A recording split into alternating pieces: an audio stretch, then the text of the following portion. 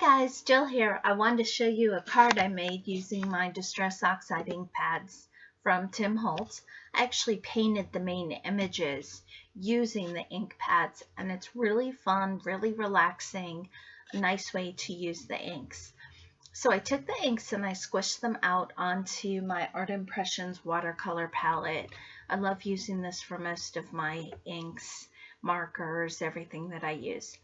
So I really watered down the two colors. I used the Wilted Lilac and the Worn Lipstick. And I added the two colors together and a lot of water. And I colored those all over my image. This image was stamped with my Wendy Vecchi watering can archival ink, which is a grayish color. And then I went ahead and I colored that watered down color all over the image. Now I'm coming in with more of just the Worn Lipstick, and again, a light layer. You guys know how I like to build my layers. And then I'm just coloring that over top.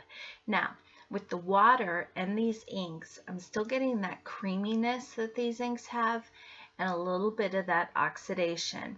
I'm not bringing out any bright colors. It's still nice and creamy at this point, let's say.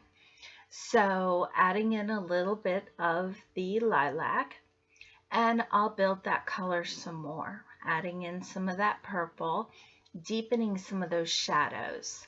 And once again, I'm doing some of that blending.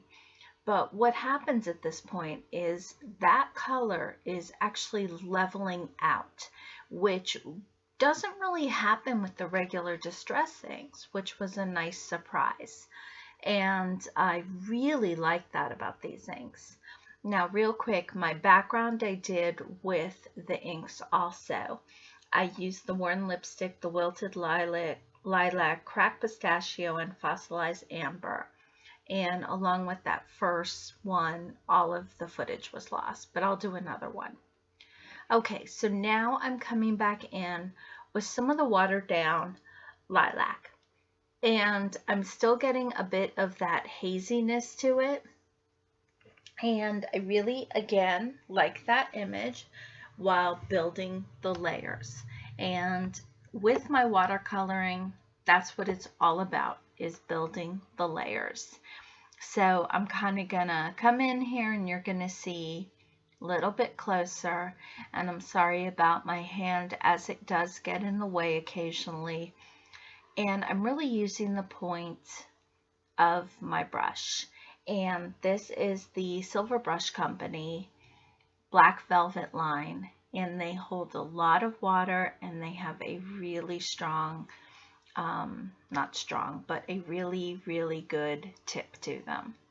Okay, so now I'm adding in my details, and what I'm doing is I'm using the ink in its fullness. I'm not watering it down. So now what I'm going to get is a nice bright line.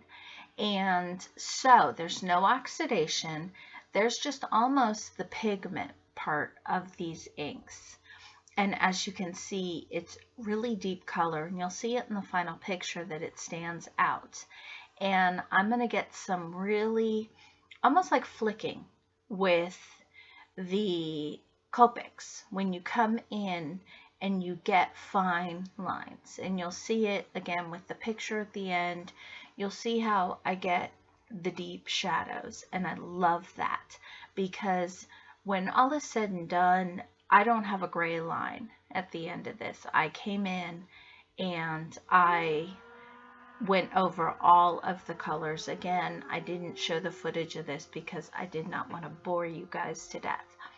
Okay, so now I came in with the Cracked Pistachios for two things. I am actually going to color in the stem, which is tiny, but I'm laying in a little bit of a shadow. You're not going to see the bottom shadow because, well, it's out of view. Now the shadow, it's very little that you see, but it's there, and your eye sees it because there's a lot going on the background, which I love. And like I said, I'll show you this background another time. and but your eye sees that shadow and it makes that flower jump out at you. So that was very subtle.